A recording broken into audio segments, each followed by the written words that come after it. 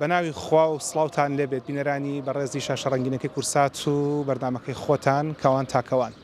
لەگەڵ بینینی یەکەم کەوانە مانگی پیرۆزە دەستەکەین بە ڕۆژوگرتون لەگەڵ بینینی کەوانی داهاتووە دەستەکەین بە ئاهەنگ و جەژنگێڕان بۆ ئەو مانگی کە میوانێکی عزیزە لە سەدر و ڕۆحی هەمومان ئەلبەت پێشەوەی کە دەست پێ بکەین ئیجازەی جەنابی باوکم وەرگرت کە لە پشتی کامێرەکەوەیە و هاتووینەتە کەرکووک بەیەکەوە بۆی کە بتوانین لە خزمەتێکیشتر لە ڕێبازە متەسەویفە ڕۆحانیەکانە بین کە ڕێبازی بەخشینەوەی خۆشەویستی و یەکتر قبولکردنە کە ڕێبازی قادری و لە نمونەی ڕێبازی قادری یاخود تەریقەتی قادری بریتە لە تەکیەی تاڵەبانی لە شاری کەرکووک بۆ ئامادەکاری بۆ ئەم بەرنامەیە بۆی کە بتوانم بەباشی لەسەر بابەتە قسە بکەم ئەمەن دەم خوێندۆتەوە کە لەوانەیە زیاتر لە 120 یان 130 لاپەڕە بێت هەموو مەبەستیش لەمە ئەوەیە کە ئەو بابەتی کە بێەوە ئەگەێنم بە ئامانەتەوە لە خزمەتتانە ئەرزی بکەم بۆچی ئەم بابەتانە من وەک پزیشکە قسەی لەسەر دەکەم لەبەرەوەی کە ڕێکخراوی تەندروستی جیهانی کە پێناسەی تەندروستی دەکات دەڵێت تەندروستی بریتە لە بارێکی تەواوی دەرونی و ڕۆحانی و جەستەییش و تەنها بریتی نییە لە نەبوونی نەخۆشی لە لەشی مرۆڤدا وەک پزیشک وەک پێشکەشکارێکی ئەم بەرنامەیە لە خزمەت ئێوەدا پێشتر لە لایەنە جەستەیەکەوە قسەمان زۆر کردووە و چەند ئێوارێکیش لەمانگی ڕەمەزان لە خزمەتتانە بابەتمان باس کردووە لە لایەنە ڕۆحانیەکانەوە بەدەر لە مەسەلەی ئاینی باسمان لە یۆگا زۆر کردووە باسمان لە تێڕامان کردووە باسمان لە ڕاهێنانە جەستەیەکان کردووە بۆ ئارامی دەروون و ڕۆحی مرۆڤ ئێستا کە مانگی ڕەمەزانە باشترین فرسەتە بۆی کە باستە و تەریقەتانە بکەین کە لە کوردەواری خۆمانە هەیە و یارمەتی مرۆڤ ئەدەن کە بگەن بە ئارامی ناوەکی و ناخی مرۆڤ چونکە ئێمە لە ڕووی تەکنۆلۆژیاوە ئەم جیلێکە ئێستا کە دەژین هیچ جلێک بەقەر ئێمە تەکنۆلۆژیا بە ئاسانی و ئاسانکاری لە بەردەستیان نەبووە بەڵام لە ڕووی ئارامی دەرونی و ڕۆحیەوە هیچ جیلێک بەقەر ئێمە نائارام نەبووە لە بەرنمەکانی داهاتووە باستەوە شەکەم کە ستاتستیکەکان ژمارەکان لە دنیا دەربارەی نائارامی دەرونی و ڕۆحی چی بە خەڵکەڵێن سەرنجتان بۆ ڕاکێشم کە هەندێک لە زانستەکان کە لە دەرەوەی ئاینیشن وا باس ئەکەن کە ئەڵێن مرۆڤ سێ جەستەی هەیە جەستەیەکیان جەستێکی فیزیکی ئەمەی کە لە بەردەم ئێوە وەستاوم ئەم گۆشت و خوێنەیە کە لە خزمەتتانە قساکەم جەستەیەکیان جەستەی دەرونیە کە ئەو جەستەیان ئەوەیە کە لە دەرەنجامی بیر و باوەڕ و ئەوەی کە لە مناڵۆ پێت ئەڵێن فێر ئەکریت لەسەری پەروەردە ئەکری و جەستەیەکیان جەستەیەکی وزەیی پێ دەڵێن ئەوان ئێمە لە ئاینا ڕۆحی پێ دەڵێن جەستە فیزیکەکەمان زۆر باس کردوون باسمان لە ئارامی دەرونیش کردووە باس لە ئارامی ڕۆحیەکەین باس لە ئارامی وزەکان و باس لە ئیستقرارکردنی وزەکانی مرۆڤەکەین باش لە تەکیەی تاڵەبانی کە دەست پێ دەکەین دەمەوێت لە ئەساسی ڕێبازە متەسەویفەکان و قسەتان بۆ بکەم کە ئەوەی کە من تاکوێستا زۆر تێبینیم کردووە لە کوردستانە ئەو تەکیانەی کە هەند بە شێوەیەکی گشتی لە نزیک قەبرستانن ئێستا لە بەرامبەر من گۆڕستان هەیە لە تەنیشتی تەکیەکەش بەدەستی ڕاستە گۆڕستان هەیە مەبەست لەم تەکیانە کە لەم شوێنەدا ئەنرێ بۆ ئەوەیە کە ئەو خەڵکانی کە خەریکی زوهد دەبن خەریکی خوداپەرستی دەبن بەخۆیان بڵێن کە زۆر بە دنیاوە سەرقاڵ نەبن بەڵێ جوانەکانی دنیا دەبینن بەڵێ جوانەکانی دنیا تام دەکەن بەڵام لەگەڵ ئەوەشە بە باق و بریقی دنیاوە زۆر وابەستە نەبن و بیری ئەوان هەبێت کە ئەم جەستەیە ئەمانەتە و ئەوەی کە ئەمانەتەوە ڕۆحە ئەمەی کە لە بەردەستی منە دەربارەی ڕێبازی قادری لە کوردستان و شێخانی تاڵەبانی لەوە دەست پێ دەکەین ئەمە بابەتێکە بە سوپاسێکی زۆرە لە بەڕێز پرۆفیسۆری یاریدەر دکتۆر بوشرا کەسنەزانی وەرم گرتووە کە ئەوی شێخ ئەشرەف تاڵەبانی لە 2023 بۆی ناردووە بە ئامانەتەوە پێت بۆتان باس دەکەم یەکەم کەس کە لەم بنەماڵەیە چۆتە ناو ڕێبازی قادری لە شێخانی تاڵەبانی یەکەم کەس چۆن ناو ڕێبازی قادریەوە بریتی بۆ لە مەلا محمودی زەنگنە کە ئەم پیاوە شێخی ئیرشاد بوو مسلمان بوو وەک ئەزان مەلاش وەکەواتە پیاوەکە شارەزای شریعەتیش بووە اینجا داخلی طریقەت بووە وەکەمێک عەرزتانەکەم طریقەت و شریعەت یعنی چی باشە کە ئەم پیاوە لێەوە دەستی پێ کردووە و بناغەی ئەم تەکیەی داناوە ئەگەر تێبینی بکەن لە پشتی منەوە نووسراوە تەکیە تاڵەبانی یەکەم جار ئێرە تەکیە بووە وەگەر تێبینی بکەن لەسەر و ئەوە نووسراوە الذين آمنوا وتطمئن قلوبهم بذكر الله ألا بذكر الله تطمئن القلوب ئارامی دڵەکان تەنها بە زیکری خوددا دێت بەڵام کەمێک لەم لاترەوە نازام دیارە لێتانەوە یاننا نووسراوە جامع المەجیدیە ئەمە پێشتر بۆ تەکیە بنیادنراوە و دواتیش کراوە بە مزگەوتیش بۆچی ئەمەش چیرۆکێکی خۆی هەیە کە خێزانی سوڵتان مەجید چوونەتە خەوی و پێی وتراوە کە دەبێت پاڵپشتی ئەم شوێنە بکەیت و جگەلەوەش ئەو شێخی کەمتەکی بنیاد ناوە وا دەگەڕنەوە کە دەڵێن حەزرەت درود و سلامی خوای لەسەر بێ بۆ خۆی چۆتە خەوی و پلان و بناغە و نەخشەی تەکیەکەی ئەمر پێ فەرمووە کە چۆن چۆنی ئەم تەکیە بنیاد بنێت کە لێەوە زکری خودای تیا بکرێت و وەک مزگەوتیش بەکار بهێنرێت.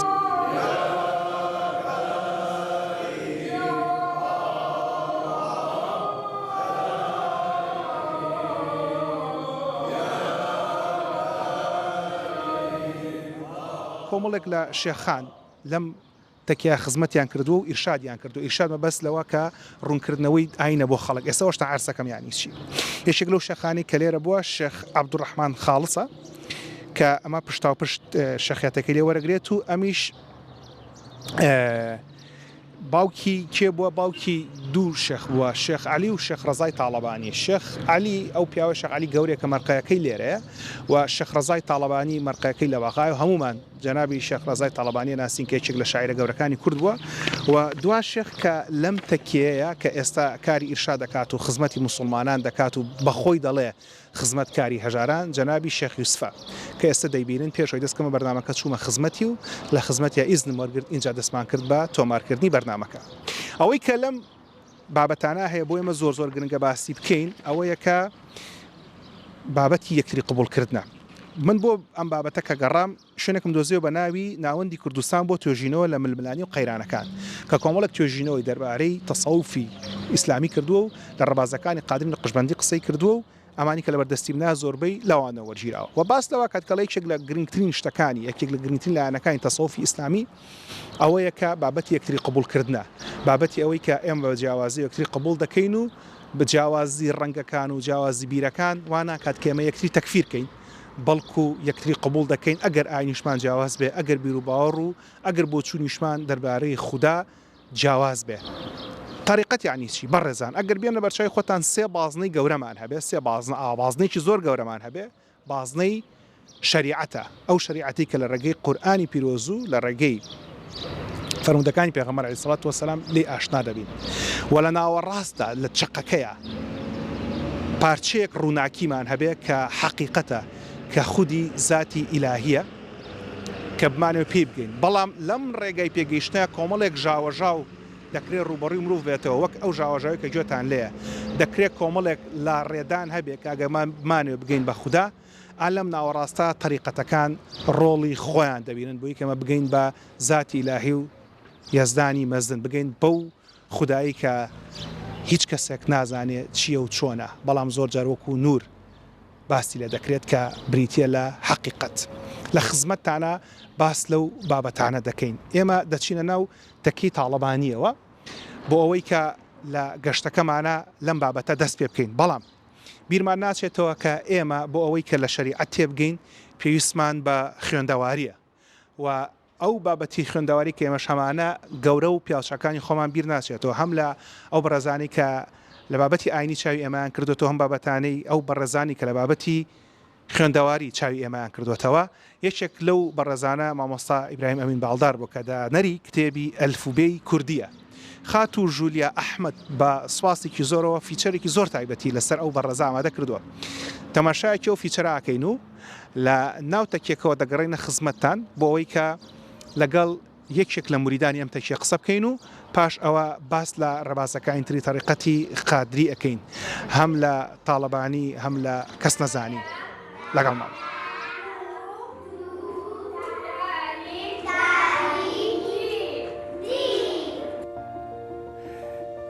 لێ هەزار حەکیم بەقەدەر دەردەدارێ نازانێ.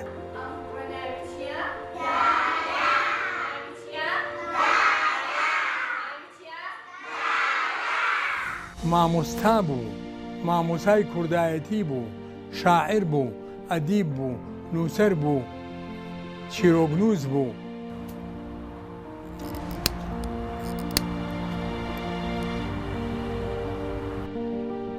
ئەوە دوو ڕۆژە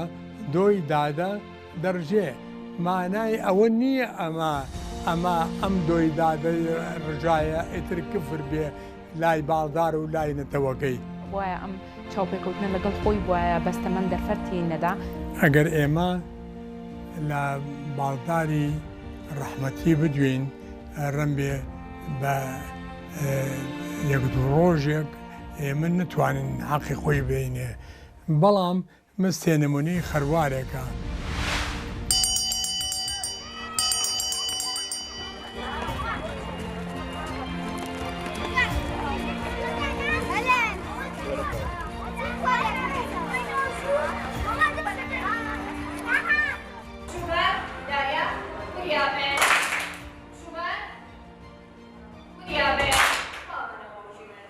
باڵداری ڕەحمەتی ئەو وەختە لە جاسەنە بوو سەیری بابەتەکانی ئەکرد کە مناڵی کورد دوورە لە فێربوونی زمانی زگماگی دایک لەبەر ئەوە بیری کردەوە ئەلڤێیەکدا بنێت بۆ ئەوەی مناڵی کورد لە قەیرانی فێربوونی ئەلفوبی کوردی و زمانی کوردی دوانەکەوێت. وردە وردە هەموو ڕۆژێک بابەتێکی ئامادە ئەکرد ئەمە بوو بە سەرەتایەکی بۆ باڵداری ڕەحمەتی.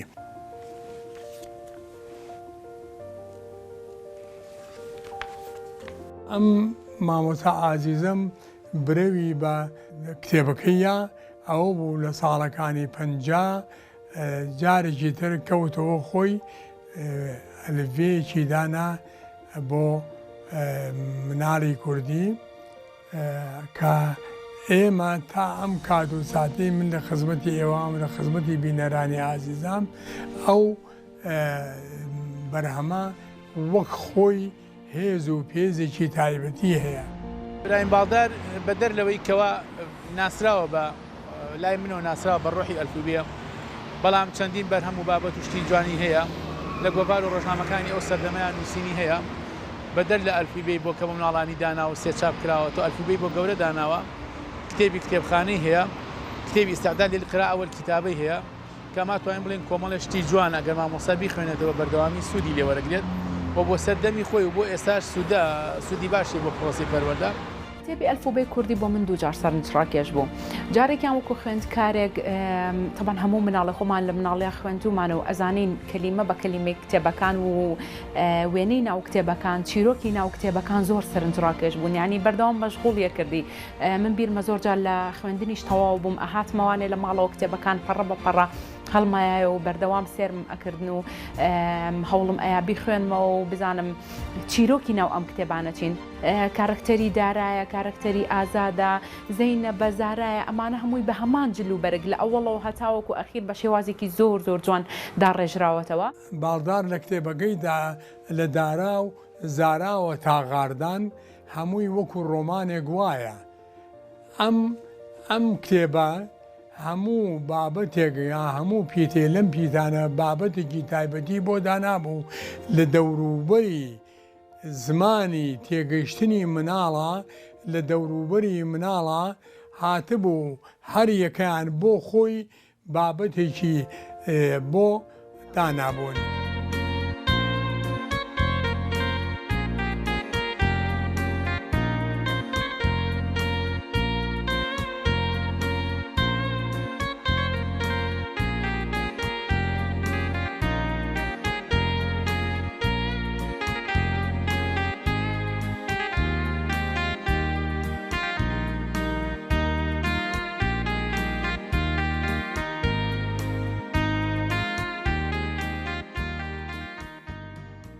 نانی ساج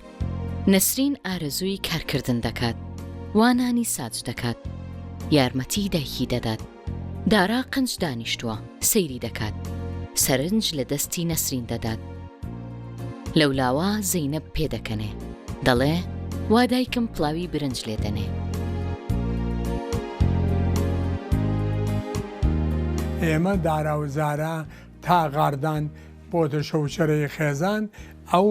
وێنانە هەتا ئێستاکێ بە زیندوێتی و بە توانا و بە قابلێتی ئەو بەرهەمە ڕۆشتووە. هەڵبژاردننی ئەم کەلەی باوکم خۆشەویستی ئیبراهیم ئەمین باڵدار بوو ئەم ناوە خۆی بۆی هەڵبژاردو و خۆی ناوی لێناوە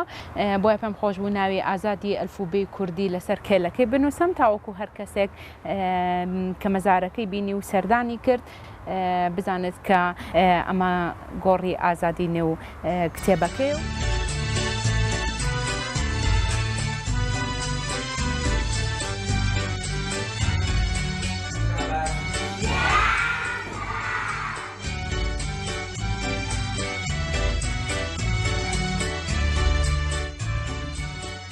بەڵێ لە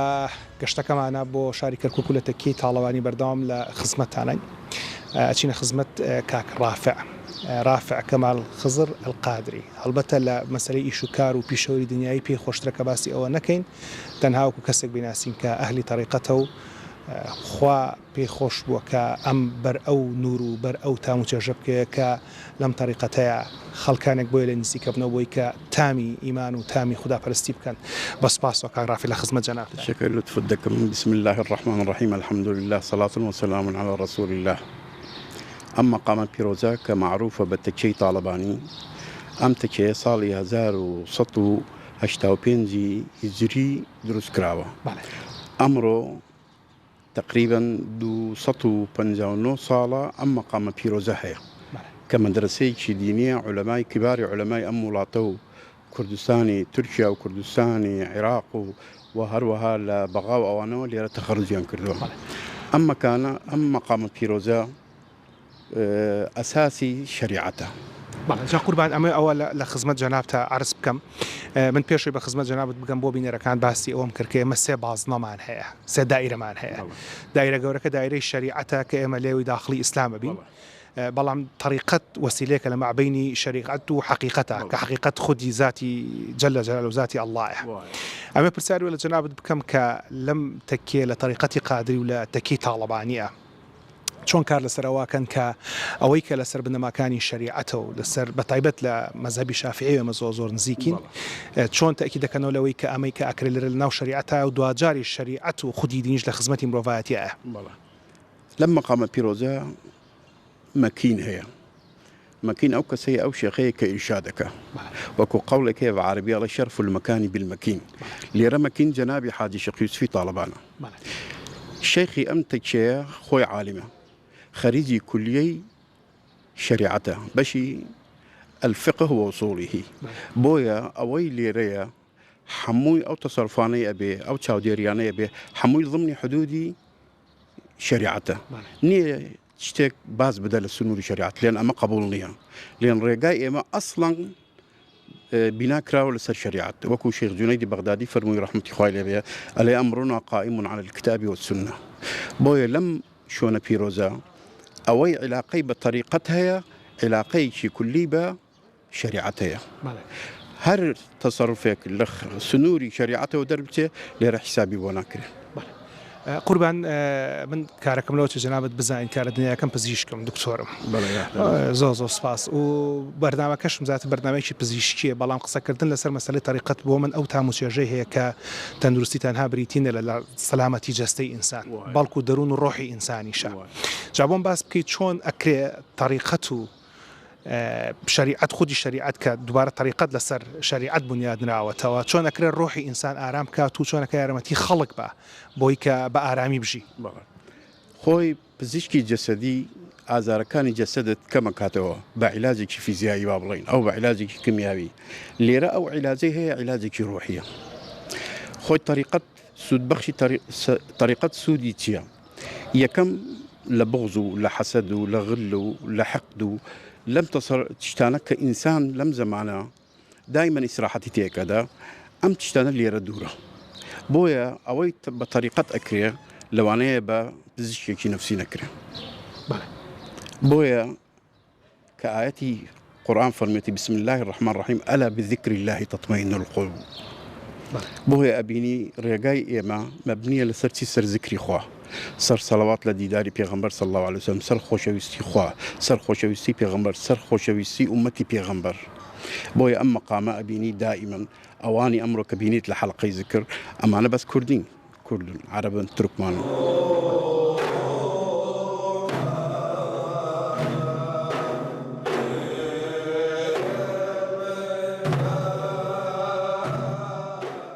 ئارامی کە لێرە هەیە ئەم خۆشەویستەی لێرە هەیە ئەو تایبەتمەندی لێرە هەیە سەبەبەکەی شریعەتەکەیە بەڕاستی تەطبیق بێ. هەر لە مەسلەی پێداویستی لە تەڵەبا کە خەڵک داوای شت ئەکا بەریکە ئێرە شوێنێکە خەڵک هەمووی کۆکاتەوە بێ جیاوازیەوەی کە سەر بە چ مەزهەبێکە سەر بە چ دینێکە ئەمە پرسیارەوە مەگەر کەسێک کاتە خزمەت شێخ و داوای دوعای کرد داوای ئیرشادی کرد شێخ پرسیارەوە کە تۆ دینەکەت چییە تۆ خەڵکی کوێی تۆ چ زمانی قساکەیت ئەوەی داوای ئیرشادەکە خۆی ئەهلی ئیسلامە ئەگەر غیرە مسلمانێک بێت و داوای دوعا بکات ئەوش ئەبێ لە تاریخی تەکیە ڕۆژێک لە ڕۆژان دوو شت بۆ باسەکەم یەکەمیان لە زمانی شێخ عەبدوڕەحمانی خاڵسی لە ئێرانەوە دەهاتن لێرە دەروێشەکان ئیشیانە کرد شەوانش لێرە دەخەوتن نان خواردن و خەو و ئیسراحەتیان لێرە بووە نام ئەم دەروێشانە یەکێکە بووە مسلمان نەبووە ئاگرپەرست بووە کەس نەیزانیوە ئەوە ئاگرپەرستە شەوێکی زستان جەنابی شێخ ڕەحمەتی خوای لە شێخ عەبدوڕەحمانی تاڵەبانی قاپیکەی لێدا با بڵێن مەبلەغێک پارەی پێدا ئەلێ بڕۆ بۆ خۆتدار بکرە بیسووتێنە بۆی عیبادەتی خوای خۆت بکەی یعنی لەم تەکێیە ئەوەندە کەسی لێ بووە با بڵێن شەوان خەوتن لێرە سەد کەسێکی لەوانەیە زیاد بێ کەس نەیزانیوە ئەم شەخسە ئاگرپەرستە غەیری شێخ عەبدوڕەحمان و هەروەهاش بەڕێزەوە سەیری کردووە گوتێتی یا شێخ چۆن زانیت من ئاگرپەرستم یەکسەر سەر دەستی شێخ ئیمانی هێناوە و موسڵمان بووە ئەمە یەک جەنابی شێخ یوسف ڕۆژێک باسی کرد بۆم گوتی ڕۆژێکان یەکی کات لە ماڵمانی شێکرد نەجار بوو گوتی مەرحوم شێخ عەلی بینی باوکی شێخ معجەب بوو پێی کابرایەکی نورانی بە هەیبەت ڕەحمەتی خوای لەبێ گوتی قوربان یا شێخ دوعایەکم بۆ بکە گوتی شێخیش دوعایەکی بۆ کرد نووسی بە نووسین دای پێی ئەم کابرایە خۆی مەسیحی بووە کە ئیشی کردووە لێرە جەنابی شێخ یوسف گوتم بابە ئەمە کابرا مەسیحیە دوعای چت بۆت کرد گوتی ڕۆ لە نووسین بۆی اللهم اهدی یا ڕەبی بیهێنە بۆ ڕێگە ڕاستەکەی خۆت فلەم مقامە ئەوەی مسلمان بێ و غەیری مسلمان بێ ڕووی تێ بکە ڕێزی هەیە لأنه پێغەمبەر صلی الله عليه وسلم ڕێزی کردووە لە مسلمانش و لە غەیری مسلمانش بۆیە پێت دەڵێم ئەم مەقامە سەر ڕەوشتی نبووەتە ڕوە جا هەر لەو مەسەلانە یەکێک لەو شتانی کە زۆر گرنگە ئێمە لە ڕووی کۆمەڵایەتی هەم لە ڕووی تەندروستیشەوە کە دوجار کۆمەڵگا ئەوەیە کە تۆ کۆمەلگەیەکی ئارامت هەبوو کۆمەلگایەکتە بۆ یەکتری قبول کرد تەندروستی هەموو کۆمەلگاکەش بەرەو باشبوون ئەڕوا ئەوەش زانراوە کە کەرکووک کۆمەلگایەکی فرە چەشنە کورد عارەب تورکمان مەسیحی شیعە سونە ئەمانەی هەمووی تایە ئەم تەکێت ئەم خەڵکانە شەمی کۆکاتەوە لەگەڵ یەکتریە بەڵێ ئەم تەکێیە کوردی بۆ دێ تورکمانی بۆ دێ عەرەبی بۆ دێ شیعی بۆ دێ سونی بۆ دێ هەروەها کریسیانیشی بۆ دێ بازە ئەمانە هەمووی ڕێزی تایبەتی خۆیانەیە لأنه سەیری سیرەتی خۆشەویست بکەی صلی الله عليه وسلم ئەوەی هاتووە بۆ لای ڕەدی نەکردووە ئەوەشی داوای چی شتێکی لای کردووە قەت پێی نەگوتووە نە بۆی ئەم مقامەش هەروە قەت ناڵێنە لەسەر ڕەوشتی پێغەمبەرەوە با ئەو پرسیارش لە خزمەتە عرض بکەم مادامێک کامە هەموو کەسێک و ئەکاتەوە ئەسڵی تەریقەت و ئەسڵی ئەم شێوازی خوداپەرستی ئەوەیە کە فەرق لە مابینی گەورە و بچووکان نییە لە دروستبوونی تەکەی تاڵەبانی شادشێوەکی شیرە بابەتە هەیە کە پێشتر ناوی تەکەی مەجیدی بووە هەڵبەت پێشەوەی مزگەوت بە تەکێ بووە ئەو ناوی تەکەی مەجیدیە لە چیوە هاتووە ئەمە خۆی سوڵتان عەبدولمەجید وابدە موالی کەرکووک بووە ئەمە موریدی حاجی شێخ عەبدوڕەحمانی تاڵەبانی بووە خێرزانیشی موریدی شێخ بووە فبۆی ئەم تەکشیان کە ناوە بە ناوی ئەویان وەختی خۆی جامع المەجیدیە خۆی جامع المەجیدیە نسبەتەن بۆ ئەو والیە ئەو سوڵتانەی کە وەختی خۆی لێرە حکمی کردووە ئەم جارە ئەمە چ دەرەخا ئەمە دەرەخا بێنەوە کۆمەڵایەتی لێرە بە قووەت بووە فەرق نەبووە ئەم تەکشەیە فەرعی هەیە لە ئەستەمبول ئەم تەکشەیە فەرعی هەیە لە ئەفغانستان لەما وابزەم ساڵێک پێشتر بوو جەماعەت لەوێ هاتبوون هەشت کەس موریدی تەکە بوونە وەختی خۆی شێخی گەورەی ئەمەیان پێش 150 ساڵ سەر دەستی حاجی شێخ عەبدوڕەحمان شریعەتی تەواو کردووە و طریقەتیشی تەواو کردووە سلوکی تەواو کردووە گەڕاوە بۆ وڵاتی خۆی فبۆیە ئەم قاپیە قاپیەکی کراوەیە بۆ هەموو ملەتێک بۆ هەموو ئەهلە زمانێک هەر لە مەسەڵی تەریقەتی قادری من دوجار خۆشم عەرزی بینەرانێکم کە لەسەرم بابەتە خوێندومەتەوە بۆی کە بینەر باشتر تێبگات لە تەریقەتی قادری بەڵام ئەوەی کە مەیزین لە ڕێبازە تەسەوفیەکانە لەم ناوچەی دنیا سێ ڕێباز زۆر بە طریقەتی نەقشبەندی طریقەتی قادری و طریقەتی ڕفاعی هەڵبەتەوە بزانام لە عێراق یان کەمە یان هەیە شوێنەکان بڵێ هەیە طریقەتی ڕفاعیش لە کوردستانیش هەیە لە کوردستانمانیش هەیە لە کەرکووک هەیە هەیە لێرە باشە هەیە نەقشبەندی هەیە ڕفاعی هەیە و حتا یەکی لە تەکیەکانی شازم لە کەرکووک شازلیشن باڵێ پەیوەندی ئێوە لەگەڵ طریقەتەکانی ترە تەمانێ بە زۆر باش لەبەرێکە لەگەڵ غیرە دینەکانە زۆر باشە ئەگەر هەموو کەس پەیوەندیمان باشە ئەمێ پرسیاری ئەوە بکەم هەر لە ئوسوڵی طریقەتی قادری و لە مەسلەی شێوازی زیکردکردنە ئەم زیکرەکە ئەیکەن دوجار ئارامی بە دەرونی ئینسانەت بەڵێ خوي مادام خط تبارك وتعالى فرميتي بسم الله الرحمن الرحيم ألا بذكر الله تطمئن القلوب يعني تو أجا ذكري خوابكي حسب الطمأنينة وإسراحتك بويا مبادئ أساسي طريقة قادرين مبنية سر ذكر سر استغفار سر صلوات أما أساس كان بويا بيني ذكر منزورة صلوات منزورة بيانيان كدادر شي المريدان دواي نوجي بياني حلقي ذكري صلوات يعني عشاء هروها ئەمە سەر ئەم ڕێبازەیە هەموو سەر ڕێبازارون دوای دەرەچی لە ذکرەکە و نەشاتێکی چاکت هەیە و مرتاحی و دەروونت مرتاحە و دڵت خۆشە و بەسپاسێکی زۆرە بۆ کاک ڕافع کە عازەتمان خێراتونە سەر چاوان زۆر سپاس صاحب ڕێزی زۆر سپاس زۆر سپاس ئەوەی کە گوێتان لێ بوو یەکێک بوو لە گفتوگویەکی کورت ئامێز لەگەڵ یەکێک لە مریدانی تەکیەی تاڵەوانی لە کەرکووک سەرنجستان بۆ ڕاکێشم کە ئەگەر تەماشا ئێرە بکەیت جگە لەو هونەرە تەلارسازی کە تێدا بەکار هاتووە کە ئێمە بەڕاستی زۆر بە باشی توانیوانە خزمەتی ئاین بکەین لەم بوارانەیە لە مەسەڵەی هەربژاردننی ڕەنگەکان و لە مەسەلەی جوانبینی جوانکاریە کە ئێمە خودی تەسەوف و خودی ئاینیش بۆ مەبەستە زۆر توانیمانە خزمەتی پێ بکەین و لە خزمەت مرۆڤایەتیشە دووبارە بەکاری بهێنینەوە جا لێرە شتی تر زۆر هەیە سەرنجستانی بۆ ڕابکێشم ئەوەی پشتی من تەکیەکەیە کەمیکترین شەڵات چینە ناوی لە دەسە ڕاستەوە ئەوە تەکیەکەی ئەو چینە ناوی و مەرقەی کۆمەڵێک لە پیاوچاکەکانیشی تێدایە بەڵام لە پشتی منەوە دوو شوێنی تر هەیە کە حەزەکەم سەرنجستان بۆ دوو شوێن ڕابکێشم ئەمە هەر لەوڵی بەرنامەکە ئەزان کە بەدەستمەوە بووە بۆی کە بتوانم بە ئامانەتەوە پایامەکان بگەێنم پێتان ئەلەو پشتەی منەوە ڕێک ئەوەی کە نووسراوە ژمارە 4 نازانم دیارەیانە ئەوە کتێبخانەی تەکیەکەیە لەبەرەوەی کە ئێرە پێش ئەوی مزگەوت بێت تەکیە بۆ ئێستا مزگەوت و تەکیەشۆک عرضم کردن لە پێشترا ئەمە بۆچی گرنگ بۆ ئەم کتێبخانەیە وەک پێشتریش بۆم باسکردن لە طریقەتەکانی ترا ئەو خەڵکانەی ئەهلی ئەم طریقەتە وەم طریقەتا بن بڕێوە لەکەم جار لە عەقڵەوەی بن بڕێوە اینجا بەرە و دڵ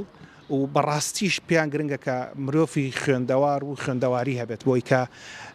بتوانین ئێمە خزمەتێکی باشتر بکەین و باشتر لە دینەکە تێبگەین و دوجاریش لە تێگەیشتنەوە ئارامی دڵ و ڕۆحمانە بێت و لەو لا شۆبریتێ لەو میوانخانەی کە بۆ پێشوازیکردن لە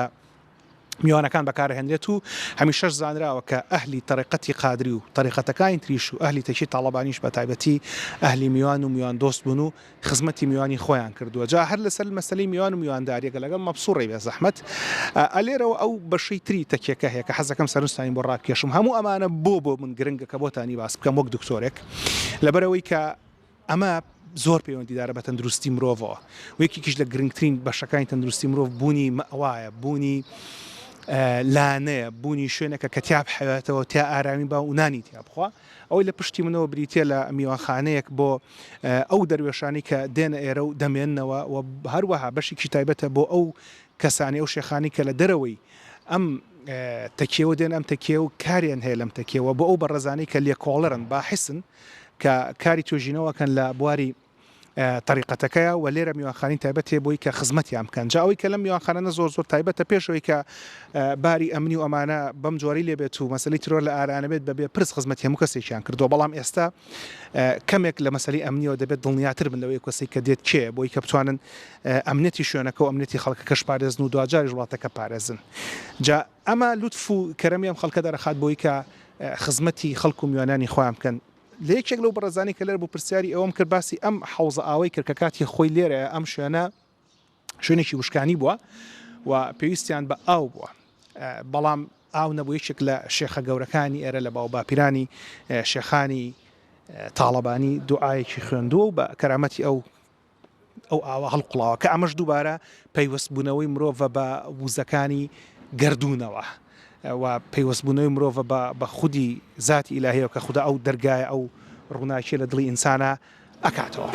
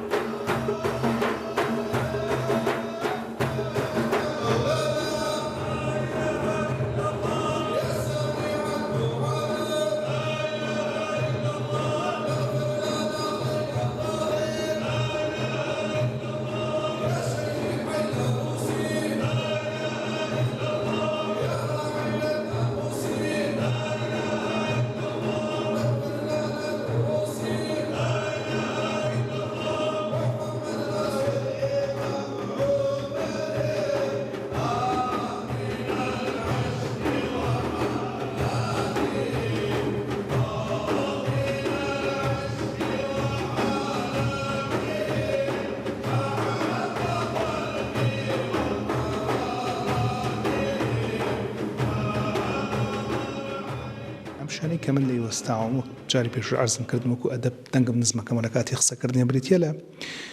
مەرقەی کۆمەڵێک پیاو چاک و ژن چاک. نازم لە ئێوە دیارەیان نە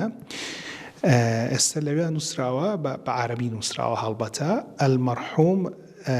مەشەهیدیش بووە الشهيد المغفور له الشيخ غازي الشيخ فيض الله الطالباني لم لا نسراوة قبر المرحومة المغفورة لها الحاجة غالية بتنيشتي كوجلوش كومالك غوري تريتي دايا دبينين كا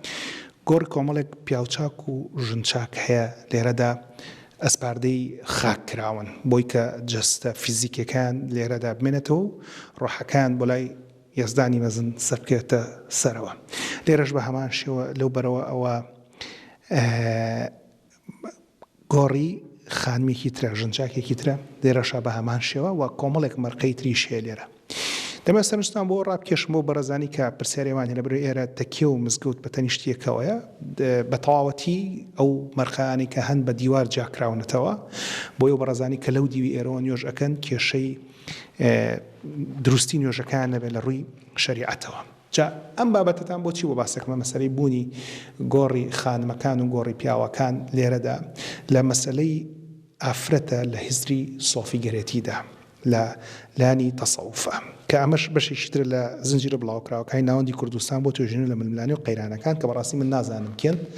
بەڵام تەنها لە ڕووی سێرچەوە دۆزیونەتەوە بەڕێزێک بە ناوی عەدنان سەید ئەمین بابەتێکی لەسەر ئەوە ئامادە کردووە کە لەسەر ئافرەت لە هیزری سۆفیگەریە بزانن چیە لەسەر ئافرەت لە هیزری سۆفیگەریە جا بۆیە ئەمە بۆ ئێمە زۆر گرنگە کە باس لەمە بکەین کە ئێمە لە هیزری سۆفیگەریە لە تەریقە تەجاوازەکانی نەقشبەندی یاخود قادری یاخود ئەو دوانێکە زۆر باون لە کوردستان یاخود ڕیفاعی یاخود ئەوانەی تریش کە هەن باسی ئەم بابەتە بکەین. لێرە باس لەوە دەڵێت لە تێڕوانی سۆفیە بوونگرایەکاندا بابەتی ڕۆح خاوەن گرنگیەکی تایبەتە وەگوان باسکردن ئەمانە جستێ و ڕۆحەکەوێکی تر لە لای خواوە تەماشاکراوە کە سەرچاوەی هەموو پەنهانی و حەقیقەت ڕۆحە هەرواشە ڕۆحی مینەش کە لەگدانوێشی عرفانیە بۆ خۆشەویستی خودایی. لێرەدا باس لەوە کراوە ئەو بەڕێزەی کە ئەم توێژینەوەی کردووە دەڵێ لەو هەزرەدا ئافرەت پاکترین بوونە کە خوداتیدا تەجەلی دەکاواتە ئافرەت پایەک و پلێکی زۆر بەرزی هەیە لە بیرروباوەڕی متەسەویفەکانە. هەر دەڵێت کە یەکێک لە شاعیر و سۆفیەکان بە ناوی سەنایی دەڵێ ئافرەتێکی چاکەکار هەزاران پیاوی خراپ دەهێنێت. خۆشتان ئەزانن کە ئافرەت ئەوەیە کە دوجار پیاوی لێوە لە دایک ئەبێت جا پیا وەک ئەو مناڵی کە لە دایک ئەبێت یان پیا وەک ئەو کەسێک کە ئافرەتێکی خۆش ئەوێت. ئافرەت خاوەنبوونێکی نادیار و پەنهانە کەس پێی نازانێت بەرەو ڕووی ناڕوە تەنها ئەوانە نەبێت کە عاریفن عاریف ئەو کەسانن کە ئەهلی دڵن و ئەوانن کە تامی کاکڵی ئاینیان کردووە. کەمێکتر بۆتان باسەکەم تامی کاکڵی ئاینیانی چی یان ئافرەت نورێکە لە نوری خوددا دروستکەرە نەک دروستکراوە پێ دەچێت تەنها ئەو شێوەمەینە نەبێت کە دەبێنرێت واتە ئافرەت هەڵگری کۆمەڵێک مانای تریشە تەنها ئەو جەستەیە نەبێت کە ئێمە وەک جەستەی فیزیکی دەیناسین. عەتاری نێشاپوری لە کتێبی تەزکرەت الئەولیادا دوان لەو خانمانە باسەکات کە پلان باڵا بووە کە بریتیبوون لە لەیلا و ڕابێ عەدەوی. هەر دەربارەی پێگەی ئافرەت لە بابەتی سۆفیگەریدا باسەوە دەکرێت کە پێویستەکات چۆن پیا هەڵسوکەوت بکات لەگەڵ ئافرەتدا بە باشترین شێوەی مرۆڤایەتی و نەرمونیانی. دەڵێت خوددا ئافرەتی کردووەتە گوڵ وەک ئەوەی کە هەن ئەگەر لە دنیادا گوڵ بن ئەوە دەبنە گوڵی ژیانی دنیا بەهەشت پێیان دروستە بێ. کاروبار و فەرمانەکان بە پێی شوێنەکانیش دەگۆڕێت. ئەوان واتە ئافرەتان دروستکراون بۆ بەهەشتی دنیا ئەوە ئەوانن کە وەک ئاژاوەیەکوان و لە ڕێیانەوە حەق دەردەچێت و ئەوەی لە ئێمە شاراوەیە و تیاماندایە ئەوەی کە زانایە و ئێمە نایزانین لە دەروونماندایە بۆتە بەڵگەیەک بەسەرمانەوە. بەمانایەک دەگەر بۆتان ئاسان بکەمەوە دەکرێت خانمان ئافرەتان بریتی بن لە گوڵی ئەم دنیاە و بەهەشتیش لە هەردوو دنیاکەدا بۆ پیاوان دروست بکەن. هەرێکێک لە قەولە زۆر بەناوبانگەکان دەڵێت هەر کەسێک تامی عەشقی مەجازی نەکا تامی عەشقی حەقیقیش ناکە. عەشقی مەجازی ئەوەیە کە عەشقی جەستەییە کە عەشقی پیاوە بۆ ئافرەت. بەڵام ئافرەت کە گوڵە پێویستەکە پیاو بۆی خاک بێت بەڵام وەک ئەوە نەبێت کە مەحوی دەڵێت لە ڕێ ئەو شۆخەدا خۆم کردە خاک و پێی نەناپیامە دەسا خاکی هەموو عالم بەسەر خۆمانەکەم چ بکەم دەمێکە شاری پڕشۆری مەحەبەت مات و خامۆشە بە قانونی تەجەنون شۆڕشێ ئێستانەکەم چ بکەم ئینشەڵڵا شاری محیبەتی کەستان خامۆش نابێت و ئینشەڵڵا هەموو ئەو گوڵانی کێوە بن بە خاک لە بەرپیانە ئێوە لەسەر سەریان داهێنەوە.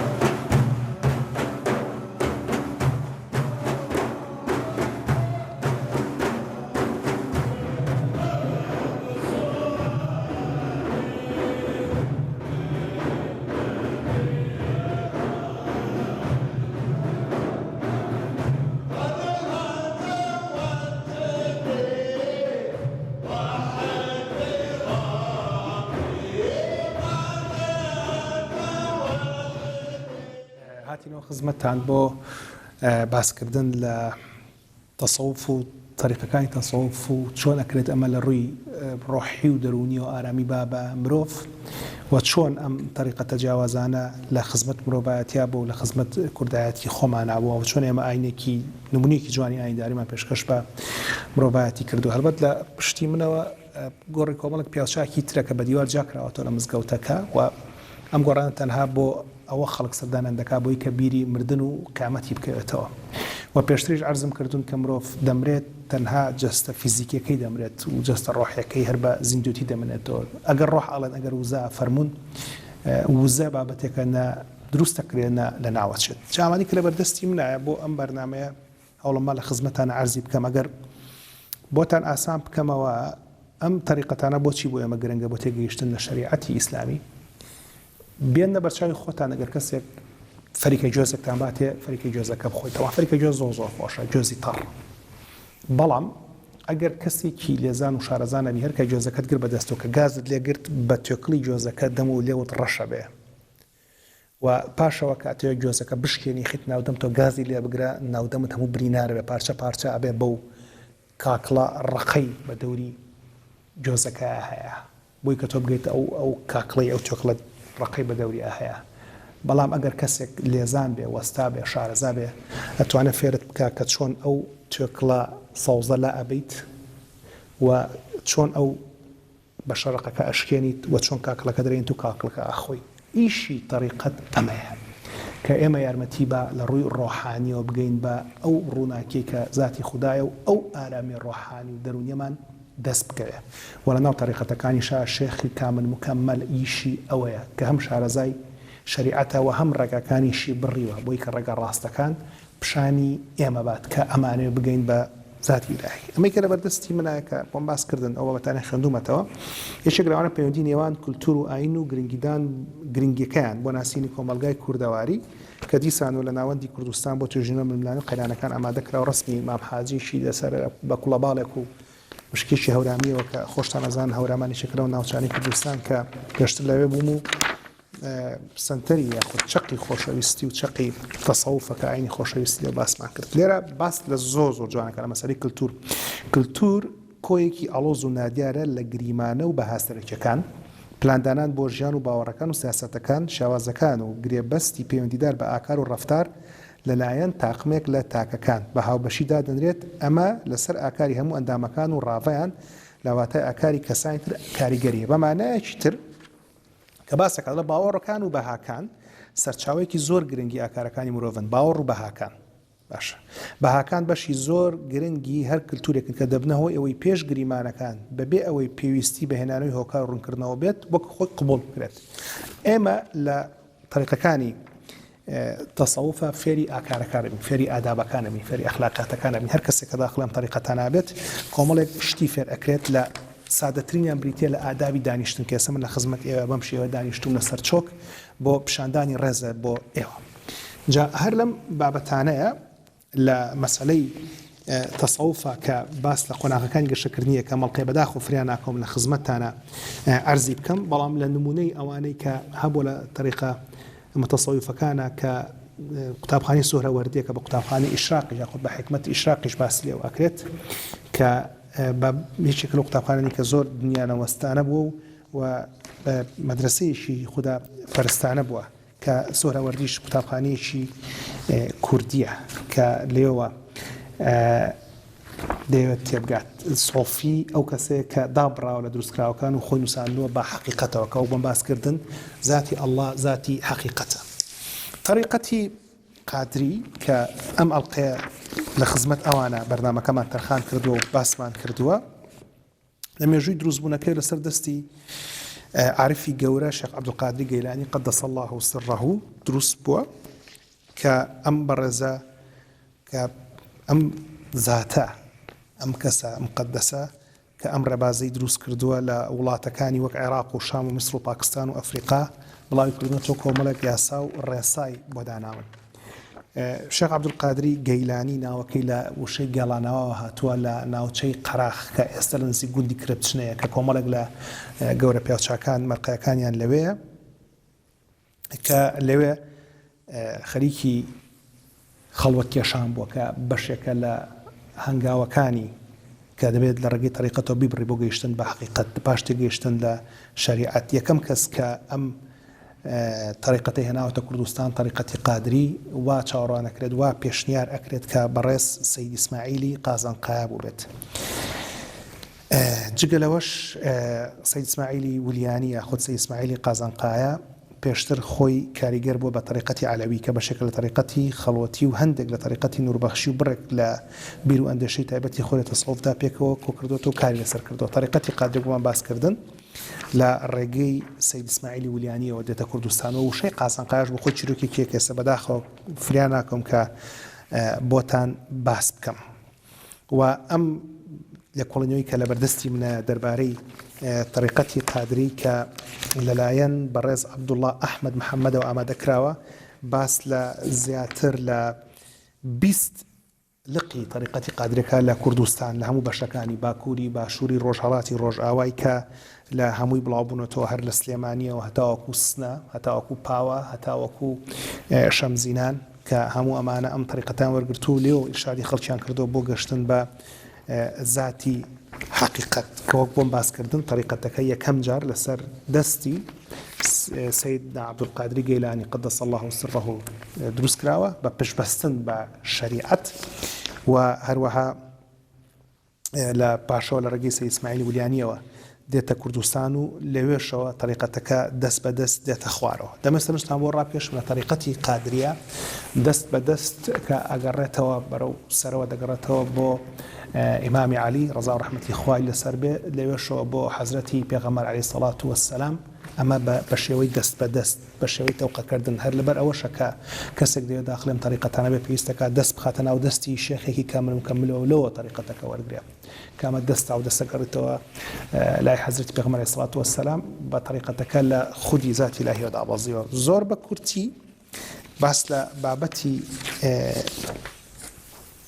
طریقەتی کەسنەزانی یەکەم. طریقەتی کەسنەزانی کە یەکێکە لە گەورەترین ڕێبازەکانی طریقەتی قادری کە ئەم باسمان طریقەتی تاڵەبانیش کرد. کەسنەزانیەکان کە دەست پێ ئەەکەن کە بڵین وەک بۆمان باسکردن ئەسلی طریقەتەکە لەکوێوە هاتووە. یەکەم کەس کە طریقەتەکەی وەرگرتووە لە گەشتنی بە کوردستانە لە سەید ئیسماعیلی قازانقایە سەید ئیسماعیلی ولیانیەوە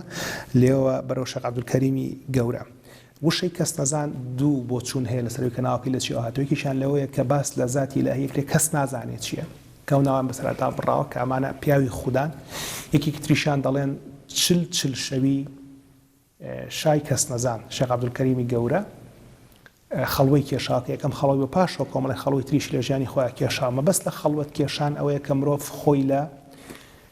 زۆر وتن بگرێتەوە قسەکردنی زۆر و زۆر خواردن بگرێتەوە و هەروەها لە زۆر خەوتن بگرێتەوە. هەموو ئەم سیانە پێداویستەکانی جەستن بە کەمی پێویستن بەڵام زیاد لە پێویست باشنین هەموو ئەمانە بۆ بکە مرۆڤ لە جەستەی فیزیکی دەرچێت و بگات بە جەستە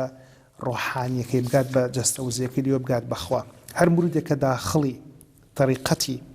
قادری ئەبێت بە کۆمەڵێک هەنگاوە تێدەپەڕێت کە گرنگترینە کەمە لێرە باسی بکەم کامە ئەسلی شەریعەتە. دوو زۆر زیکر هەیە لە طریقەتی قادریە کە زیکری تەهلیلە و زیکری قیامە ئەویان یەکەمیان بە دانیشتنەوە کرێ و دووەمیشیان بە پێوەکرێ بە شێوەیەکی گشتی تێیدا زیکری ئەستەغفیرڵڵا دەکرێت سوورەتی فاتیحا دەخوێنرێت و زیکرەکانی لا ئیلاهە ئیلا الله یا هو یا حی یا واحید یا عەزیز یا وەدود یا ڕەحمان یا ڕەحیم دەکرێت و سوبحان الله والحەمد لله ولا إله إلا الله والله أكبر دەکرێت. لە خواستنی وزە لە ناوە پیرۆزەکانی ذاتی ئیلاهی تەماشا بکەن لە نەون و ناوەکەی ذاتی ئیلاهی چی لێ هەڵبژێردراوە لە ناوەکانە یاهوو کە کورتکراوەی ذاتی ئیلاهیە الله لا إله إلا هو ئەلۆ هاتووە یاهوو کە یا ئەڵڵایە جارێکی تر یا حەی ئەی زیندوو یا واحید ئەی تاکوتەرا یا عەزیز ئەی خۆشەویست یا وەدود ئەی نەرمونیان یا ڕەحمان ئەی بەخشندە یا ڕەحیم ئەی میهرەبان هەموو ئەمانە بۆ ئەوەیە کە ئێمە سووددا یان بە پشتبەستن بە ذاتی ئیلاهی لە سوودوەرگرتن لە سیفەتەکان لە کەمە تەنها وەسفی خوددایە ئێمەش بتوانین خۆشەویستی لەناو خەڵکا بڵاو بکەینەوە پاشەوە کۆمەڵێک ورد و ئەسکاری تر هەیە کە هەموو کەسێک پێویستەکە لەگەڵ تاخەڵبوون بە طریقەتی قادریا بیان کات هەموو ئەمانە بۆ چییە بۆ ئەوەیە کە لە سەرەتای بەرنامەکە بۆم باسکردن ئەلا بذکر الله تطمئن القلوب تەنها بە ذیکری خوددا دڵەکان ئارام دەبنەوە هەموو ئەمانە بۆ ئەوەیە کە ئێمە ئارامی لە ناوەمانە دروست بکەین پاشەوە ئارامیە بەخشینەوە ئێمە لە ناوەمانە خۆشەویستی دروستەکەین پاشەوە خۆشەویستی بەخشینەوە چونکە خودی ئێمە دروست بوونی ئێمە لە خۆشەویستیەوە دروست بووین و خۆشەویستیشە بەخشینەوە یاخوا هەموو ساتێکی ژیان و تەمەندان پڕپڕ بێ لە خۆشەویستی هەموو ئەمانە بۆ یەکە بزانین ئێمە ئایندارێکی جوانمان هەیە ئاینداریەکە بە هۆیەوە نانی هەژارین شوێنی هەژارەکەینەوە ناهێڵین هەژارەکان بکەونە سەر جادە تەکیە و خانەقاکانی ئەمە بۆ فێرکردنی ئاداب و سلوک و پیشاندانی ڕێز و خۆشەویستی و محبەتە و شوێنەکانی ئێمە بۆ ئەوەیە کە خەڵکی هەژار و لێقەومان بگرینە خۆمان و شێخی ئەم طریقەتانەش خۆیان بە خزمەتکاری هەژارەکان دەزانن جا چێ طریقەتی قادری بێ نەقشبەندی بێ چ جای قادری تاڵەبانی بێ یاخود کەس نەزانی بێ هەموو ئامانجەکە ئەوەیە کە لە خزمەت خەڵکدا بین واردەمە سەرنجیشتان بۆ ڕابکێشم لە طریقەتی قادری کەس نەزانیە لەگەڵ جنابی شێخ ئاسەفی کەس نەزانی پەیوەندیکی زۆر باشمان هەیە بەڵام جنابی پێی خۆش بوو کە ئێمە بینە کەرکووک و لە طریقەتی تاڵەبانی قادریەوە خزمەتی ئەوە بکەین ڕێز و حرمەتم بۆ هەموو لایەکەیە و هەروەها